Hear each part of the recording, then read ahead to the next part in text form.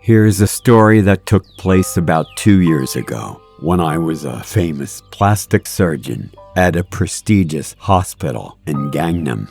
I myself didn't pay much attention to my reputation, as I was more into caring about the artificial beauty that I could bring to my customers. Never had I thought of myself to be able to perform plastic surgery on a dead person until I encountered this monstrous situation. That day, the director of orthopedic surgery asked me to replace him on one of his night shifts, as he had to settle some family affairs.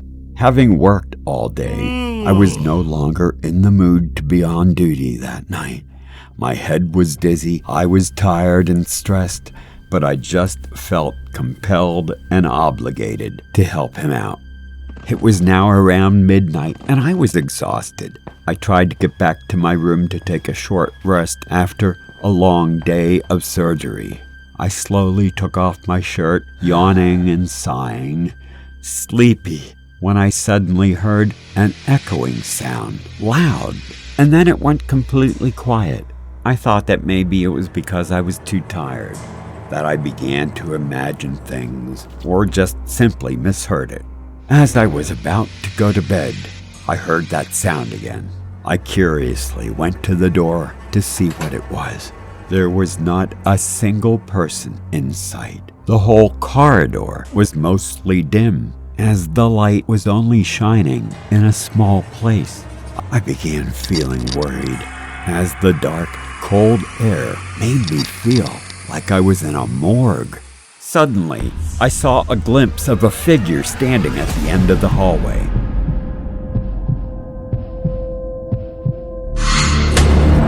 She stood there for a while without moving, and the clothes she wore looked like a patient's, so I kept wondering what she was doing there. I heard her call out my name. Doctor, hey, Jin, please follow me. I looked at her confusedly, not understanding what to do or say. This was awkward, and suddenly an invisible hand pulled me towards her. I was so filled with horror that I was completely paralyzed and couldn't even scream out. No matter how hard I tried, I couldn't control my actions. I finally stopped in front of the computer engineering room, and when I entered, the door unexpectedly slammed shut and startled me. There was that woman still standing in front of me, not saying a word. A stream of consciousness began filling my mind, making me tremble and break into a cold sweat. My legs were no longer able to stand on their own. I had to lean against a nearby chair or wall, and the scene that followed after that proved that my thinking was absolutely correct. She suddenly burst into tears. Her cry resounded frighteningly, giving me goosebumps all over. And then she stared at me. My face was completely pale, as there was no blood left in it. My limbs were exhausted, and I couldn't feel any life in them. Even though I tried to scream, I could not make a single sound. All of a sudden, the computer screen automatically turned on, continuously changing page to page, as if it was being controlled by some spirit that I couldn't see. But then it stopped. A list of hospital clients appeared on the screen, with a line of text colored in red. It was the name of a client that I had performed plastic surgery on about 2 months ago.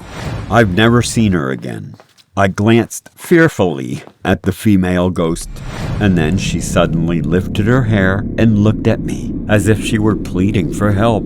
Seeing her crushed, bloody face, eyes popping out, made me so scared, terrified, that I didn't even dare to look at her any longer. Maybe she was going to turn me into some statue or something. She suddenly whispered, "Please help me to have a beautiful face." This didn't make any sense. She was a ghost. After a while, I understood what she wanted. Although I didn't want to, I reluctantly accepted her offer to help.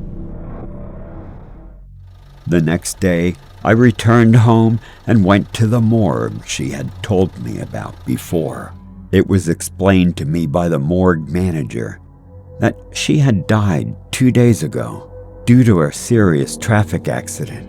Her entire face was completely deformed, and she could not be identified.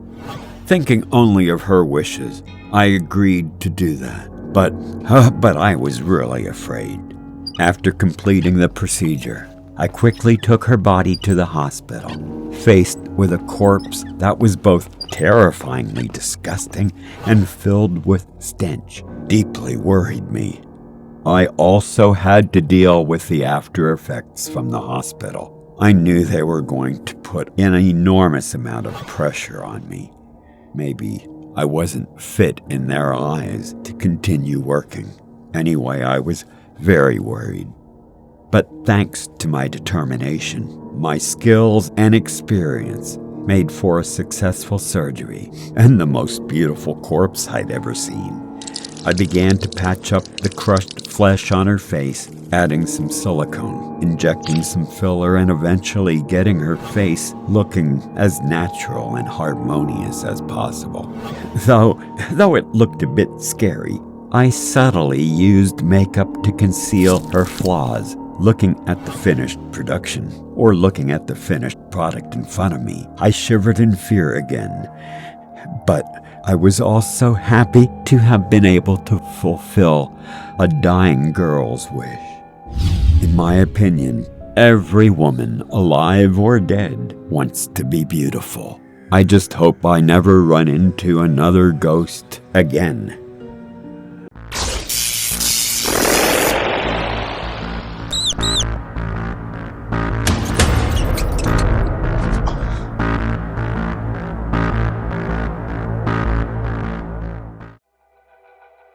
Brown had just finished reading a book about a powerful witch at Red's home.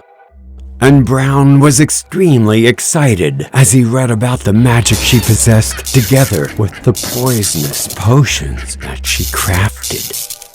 Then suddenly, Red remembered a story told by his mom about a woman who lived in a forest far to the west of town.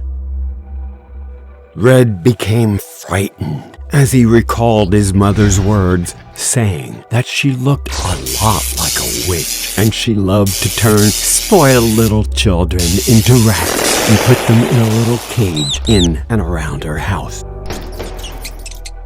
Brown said that she was just a crazy beggar and that he'd seen her before, begging for money in the park.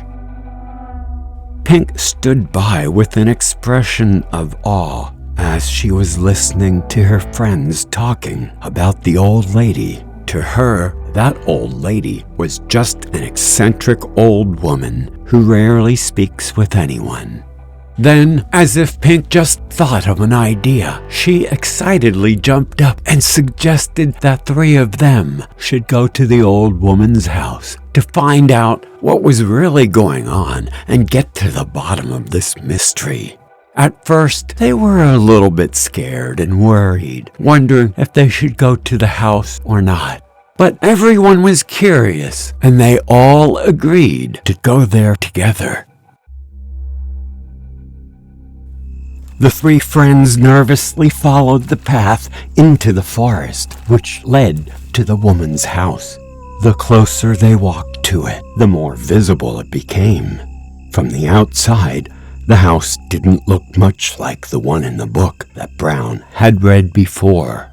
The house was mostly made of ebony. It looked quite small. On the outside, it was gloomy and silent, but inside you could see many candles lit, and the flickering of lights were shining through the windows onto the white snow.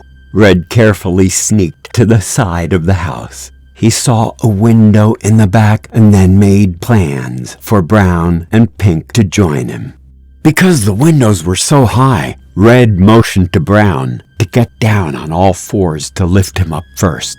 Both Pink and Brown were curious to know what that old woman was doing inside. As Brown lifted him up, Red looked inside the house and saw a rather small but old woman with a plump body sitting in a chair with her back turned towards him. Red could hear the old woman chewing. It looked like she was eating something. Since Red could only see her from behind, he couldn't tell what she looked like and what she was actually doing. Suddenly, a mosquito came to sit on Brown's nose as he was helping lift Red up. He couldn't kill it. It flew up his nose, and it made him sneeze loudly.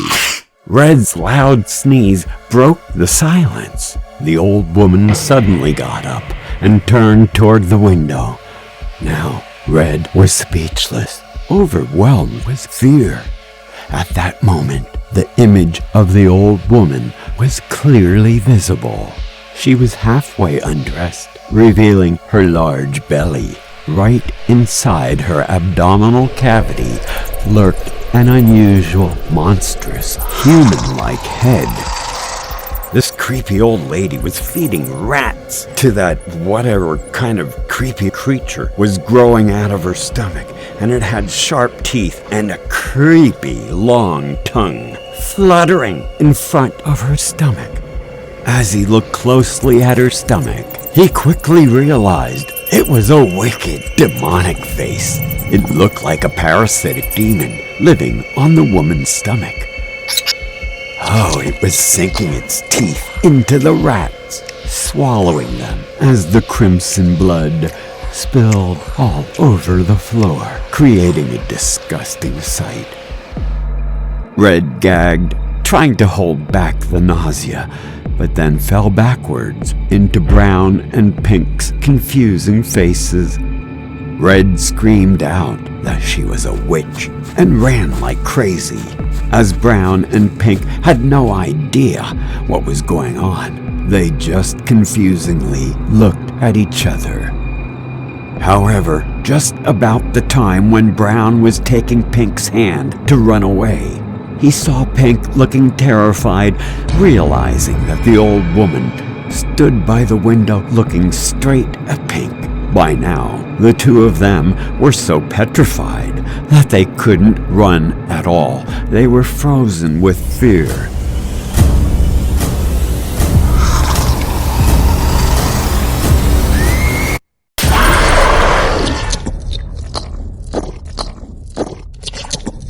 From her abdomen, a monster with a wide mouth jumped out, rushing towards Pink, swallowing her whole body in the blink of an eye. Brown screamed in horror and ran away.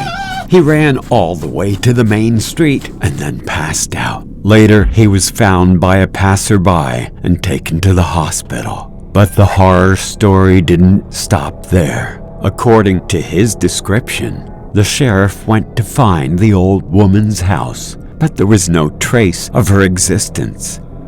Red and Pink were reported missing, and the people in town assumed that the three kids had gone into the forest and went missing.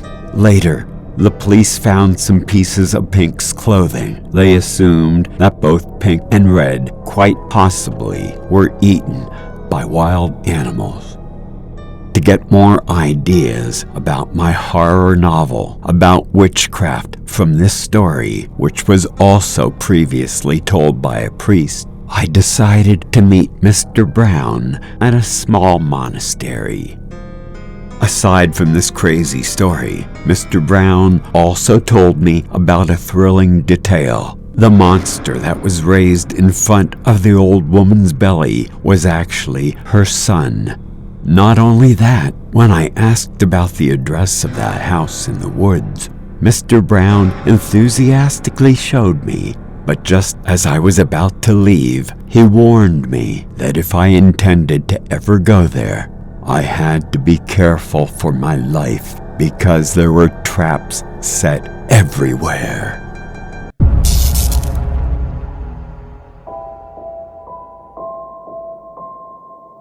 I began to think I guess dating isn't like it used to be.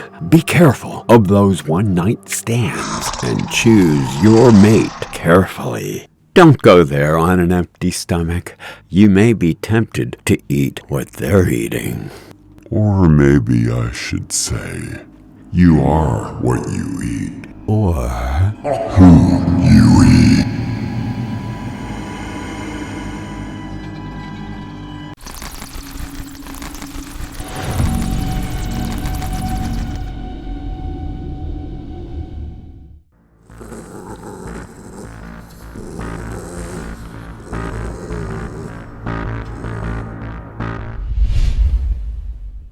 last summer, due to my father's bad health, I had to give up my summer plans in order to return to my hometown to help out on the family farm. It was the harvest season. Farm work never stops for vacation. It's a 7-day-a-week job, 365 days a year from sunup to sundown. Next to our family farm was another larger farm owned by Mr. Donald. He's a very kind man, but his son Dennis had been in and out of jail many times, charged with robbery, drugs, you name it, he's probably involved. When I got home, I found out that Dennis had been released from prison recently. Upon hearing about this, many local people were surprised and uncomfortable, wondering what to expect. Mr. Donald's wife just passed away last year, but he soon found comfort in the company of his newfound canine companion, Friss, a bulldog with short hair, very alert, very smart, and extremely loyal.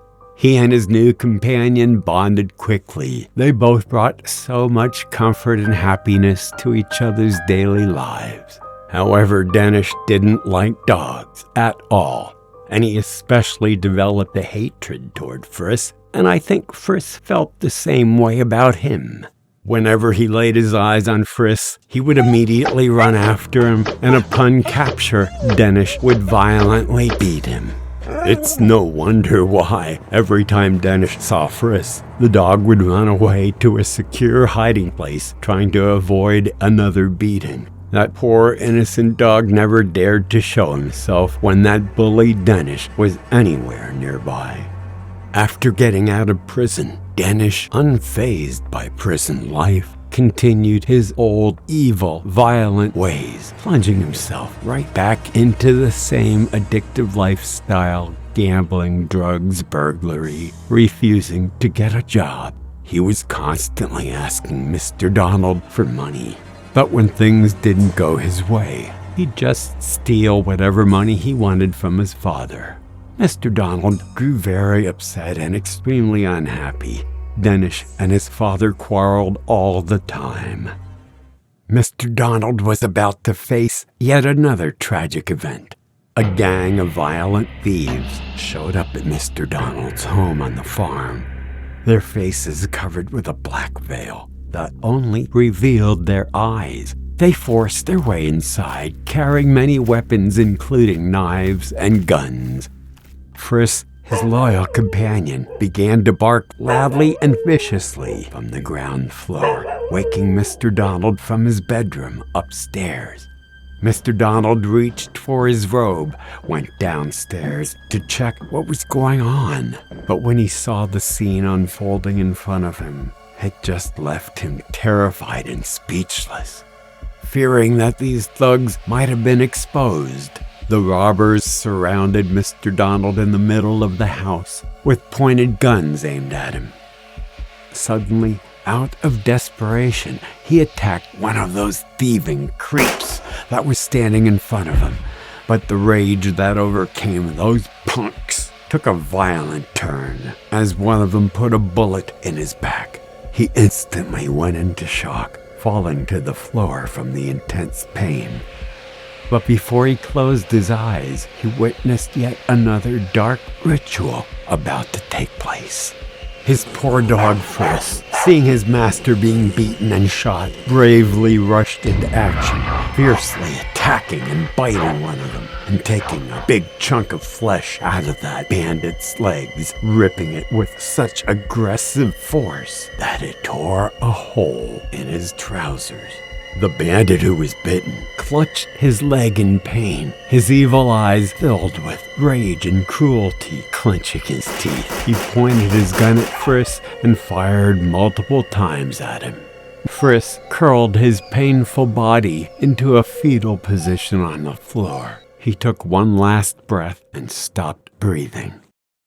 Suddenly, he heard an amusing laughter in the distance, sounding familiar to him.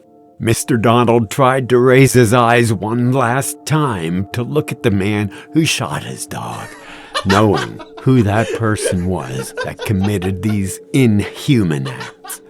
Taking one last breath, he then slipped into death, falling into an abyss of darkness as everything went pitch black.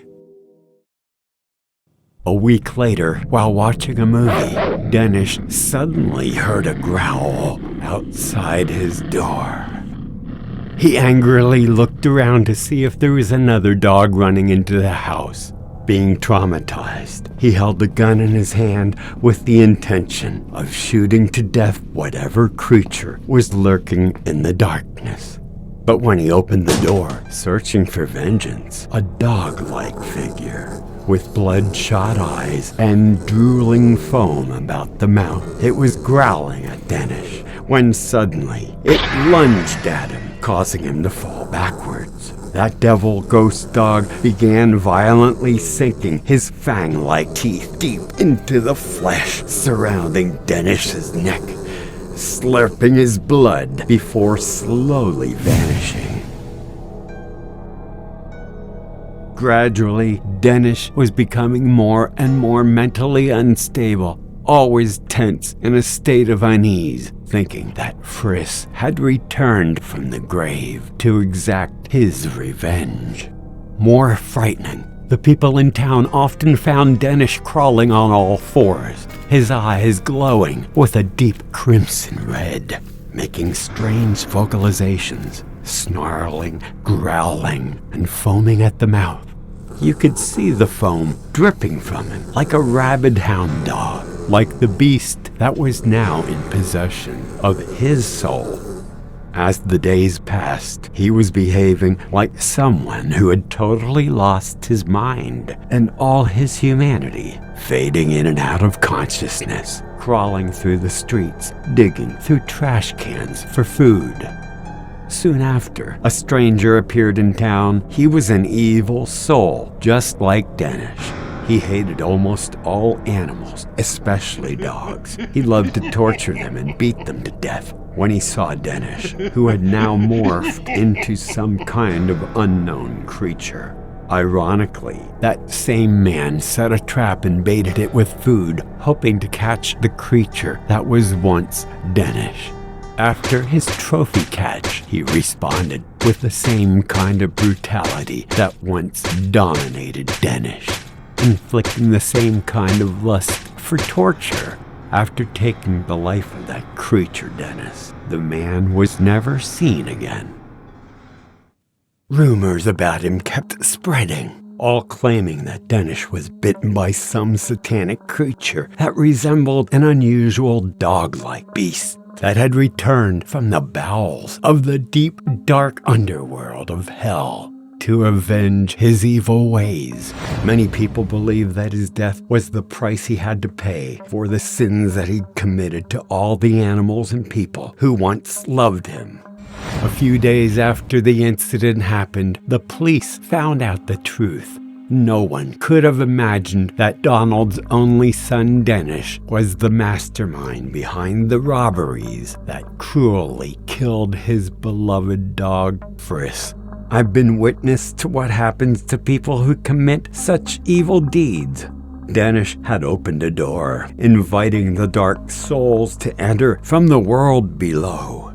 Dennis had passed through a dark place where he unknowingly became infested by the dark souls of demonic possession.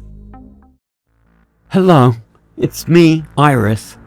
I have encountered so many monstrous things that I had to buy myself a brand new car just to continue my work.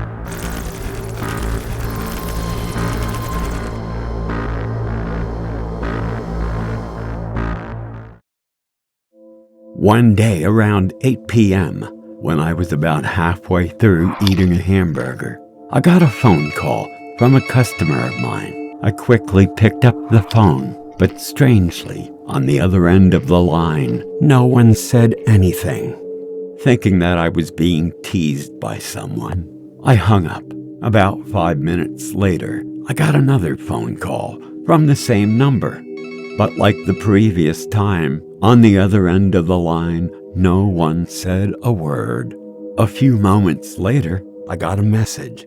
This time, the person texted me saying, the signal from where they were texting me was weak, so they only attached their address to the message for me to go pick them up. Fortunately, the GPS tracking device worked fine this time.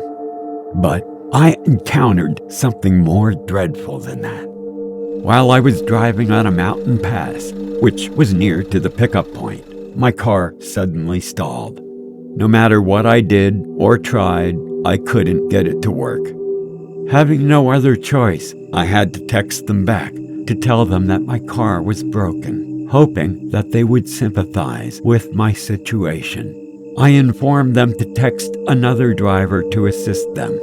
After that, I immediately called the rescue team. I sat in my car for about 20 minutes. From where I could see, many people were moving toward me. There was a thick fog outside. My night vision was very poor. But as my eyes began to acclimate to the darkness, I was able to make out some kind of shadows moving slowly in my direction. And I was cheerfully certain that it was the rescue team. But as they got closer, something strange, like the silhouette of some creatures, and I could see what appeared to be a human form, with 2 arms, 2 legs, but their posture was weirdly strange. They walked with a hunch on their backs, and they were too small to be human. Suddenly, out of nowhere, a blast of icy cold air hit me, instantly freezing my spine. I felt paralyzed from the cold. My entire body trembled uncontrollably. I quickly checked all the doors to make sure that I'd locked them. But in a panic, I realized that the passenger side window was still open. Nervously, I quickly rolled it up. Then suddenly, an arm reached in from outside. The arm gripped the door in front of me, growling and making strange vocalizations, like some kind of alien, making screeching cries. And then I realized that it was strangely similar to the cries of a monkey. Right in front of me was this long, thin arm full of fur. I panicked and began kicking it. The monkey-like creature appeared to be hurt. It forcefully yanked its arm back out of the car.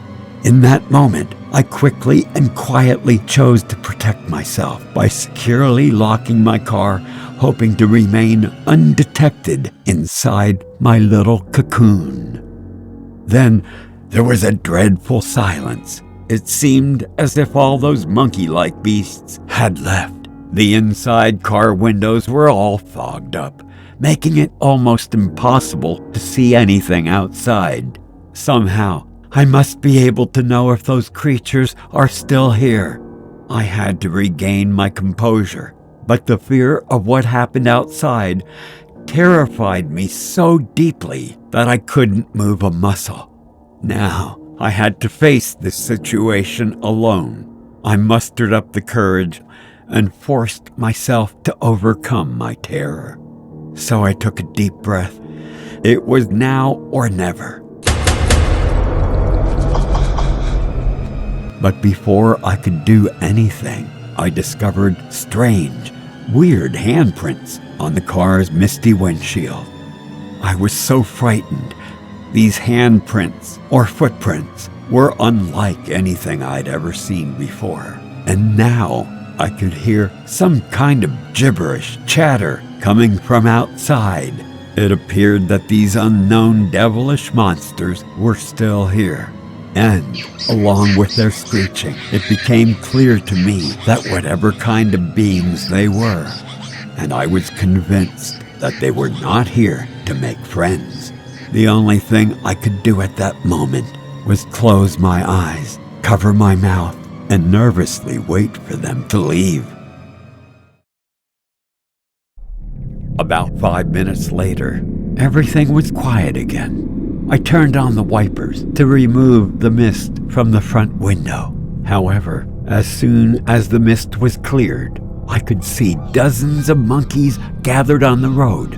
They were standing still. Their posturing clearly affirmed to me that these strange life forms were looking at me as if I were about to become their next meal. All of their freakish red eyes were fixed on me, as if they were collectively plotting my fate. I was still horrified when a monkey leaped forward toward my car, revealing its sharp fangs, while making wheezing sounds and drooling all over the car with the kind of foam that one might expect to see from a dog with rabies. I was praying that the rescuers would come to rescue me in time. But looking at those monkeys, I could tell that they were very hungry. Suddenly, I remembered the fried chicken thighs I bought for my wife earlier. With no other choice, I reached over to lower the window and throw them some food. Unexpectedly, my plan worked. The crispy chicken thighs immediately distracted them, and those red-eyed monsters began to lose interest in me as they slowly and gradually left me and my car in peace. However, right after that, the monkeys turned their gaze back to my car. It seemed like I made a critical error in my tactics. My actions led them to react to me as if I was harboring a staging area for more food. They came rushing at my car again. The windshield started to crack from their pounding. I could feel extreme danger approaching me. Suddenly, a great light shone directly on them, making them scatter in all directions. Luckily, the rescue team had arrived, and those monkey-looking minions saw a lot of people and immediately ran into the forest. I took my car to the garage, but the mechanics told me that my car was beyond repair and that it could no longer be serviced. My car was completely destroyed by those primates. But what frightened me even more was the picture of the car's condition from last night's assault. The entire car was covered with bizarre, sticky, human-like fingerprints, footprints, whatever. I could not tell if they were actually monkeys or if they were made from some other ape-like, scary monster. However, this was a story that haunted me and reminded me never to drive on those remote mountain passes ever again. Hello everyone, my name is Suki, and everybody says that I'm an adorable 8-year-old little girl. But a spirit has taken my soul and is now living in my body while I'm waiting for my prey. Please help me.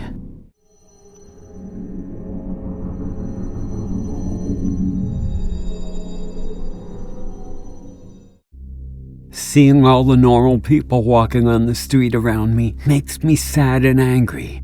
I used to be a happy little girl who had everything she could wish for, but now I'm nothing but an empty soul since this evil spirit robbed me of my happy life. Last year, my father went on a business trip and came back with a special gift for me. As we opened the door to greet him, he was holding a teddy bear that I immediately fell in love with. It was a lovely teddy bear with huge, kind eyes and a sweet smile. He then told me and my mom how he bought it. He originally intended to get it at a large department store, but he arrived too late and the doors were shut. However, on the way back home, he saw a teddy bear smiling at him from behind the window of a second-hand shop. He walked into the store and looked around, only to see a more or less 70-year-old man cleaning up a kitty litter box.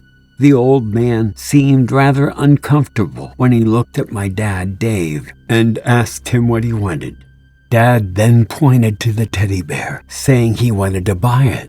Surprisingly, the old man hurriedly took the teddy bear from the shop window and handed it over to my father, but he refused to tell him the price and in fact said, "I'm happy to give it to you and your daughter for free," which surprised my dad.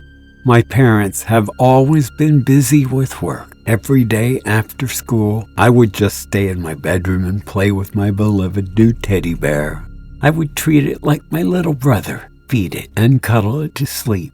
I often talked to my teddy and we read fairy tales together. I was so happy to have this furry little brother. After a while, every night, as I turned off the lights and went to bed, it made me feel uncomfortable and scared, and I began having nightmares. And as soon as I had that feeling that the teddy bear was moving and doing things on its own, I would sometimes find it sitting on a sofa or on the dining room table. At other times, it was nestled in one of my bedroom corners. There were also other moments when I would accidentally drop it or handle it improperly, and I swear that thing would glance back at me with fire in his eyes. I tried to tell my parents about it, but they simply didn't believe me and thought I'd gotten bored with the toy and was warming up to ask them for a new one. As time went by, I also realized that I was becoming a chubby little girl. My cheeks were getting plumper, my eyes were growing larger, and even my parents and maid started noticing my weight gain. We were actually all quite happy that I was no longer frail and fragile, and even praised my maid for taking such good care of me. However, 1 or 2 days later, I woke up to find myself lying in bed, unable to move my arms and legs. After a lot of effort, I managed to stack a few sets of pillows behind my back, and as I looked at myself in the mirror of my pink dressing table, all I could see was a puzzled teddy bear. I screamed in panic and burst into tears as I realized that I was no longer a cute 8-year-old and had become a flurry plush toy. I fell down, rolled onto the floor, and saw myself coming my way. The little girl picked me up, giggling, and looked at me with an evil, murderous stare. Then she suddenly declared, "Congratulations, you are the chosen one. I've been waiting for you for so long." Having said that, she then threw me hard into a corner of the room and laughed hysterically. The maid, having heard the noises, came upstairs and witnessed the whole scene from the slightly open bedroom door. Overwhelmed and panicked, she began screaming and tried running away. But the little me was quick to react and attacked her right away. I saw her grasping the maid's dress and stabbing her viciously from behind numerous times, legs, stomach, back, even heart and throat when she fell to the ground. No part of her body was spared. The new me dragged her down the stairs to the lobby, and I heard the body thumping on the ground from my bedroom. I sobbed all along, powerless, silently begging God for help, but he didn't hear me. When Mom and Dad got back from work, they immediately found our maid's dead body lying on the entrance floor and found me hiding in a closet with the real me as a teddy bear in her arms.